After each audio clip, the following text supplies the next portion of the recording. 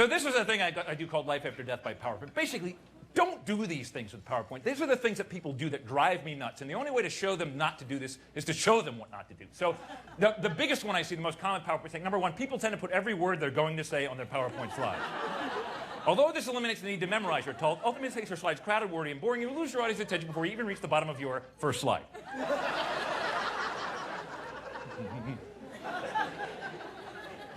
Second most common, font size is important. Size matters. Too small, and that's not good for anybody. On the other hand, too big, and you're looking moron. You just look like an idiot. Don't have your fonts moving. Keep your text stationary. There's nothing more annoying than text that does it. Blinking, don't have it blinking. Don't have it spinning. Don't have stuff flying around the screen.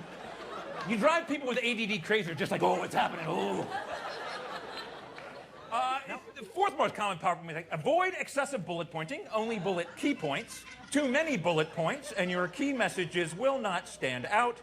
In fact, the term bullet point comes from people firing guns at annoying presenters. This slide, by the way, has crashed PowerPoint. Apparently, there's a max about how many bullet points you can have, and I pressed it.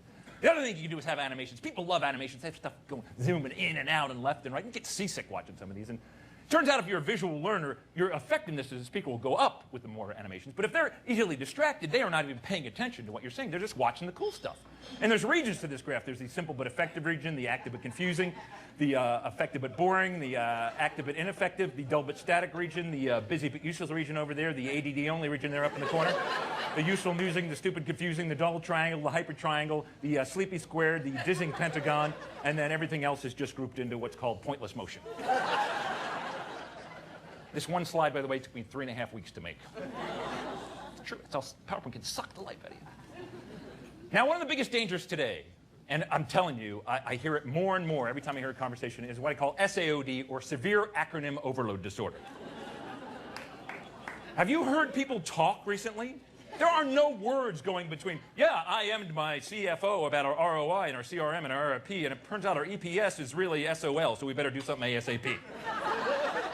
Like, can I buy a vowel? I can't solve your conversation.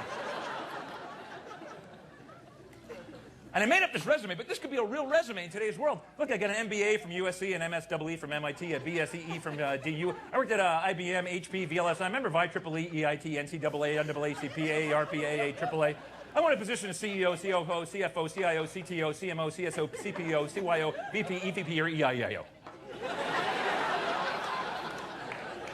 I want to be the EIEIO of a company someday. It's actually my dream. Hi, I'm the EIEIO. Nice to meet you.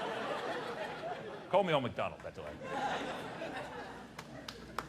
Now, kind of my final point, and this people do all the time, is they'll just have graph after graph just to impress you with their graph prowess. And I chose acronym usage. This is my real-time acronym usage. It pretty much goes up and down. I don't know why you'd need the graph, but you can see pretty much peak there. I'll use some more acronyms later. And there's just a chart that doesn't make any sense to you, but I just want to impress you. Here's an acronym letter distribution. C's, I's, E's, N's, and S's are the most common letters that I use in my acronyms.